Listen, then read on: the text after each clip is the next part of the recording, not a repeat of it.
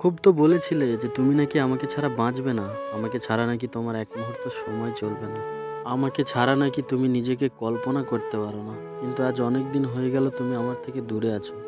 কই তুমি তো এখনো বেঁচে আছো আর দিব্যি মনের সুখে ঘুরে বেড়াচ্ছ। তুমি আমাকে বলেছিলে যে আমাকে ছাড়া নাকি তোমার এক মুহূর্ত সময় কাটবে না। আজ সেই তুমি অনেক দিন হয়ে গেল আমার খোঁজ নাও না।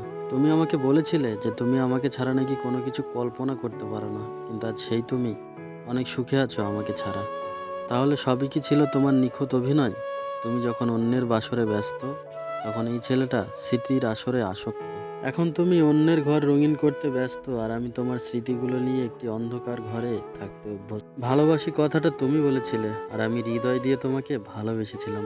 সত্যি কথা বলতে এই পৃথিবীতে সবাই সত্যিকারের ভালোবাসা পায় না, আর যে পায় সে ধরে রাখতে পারে না।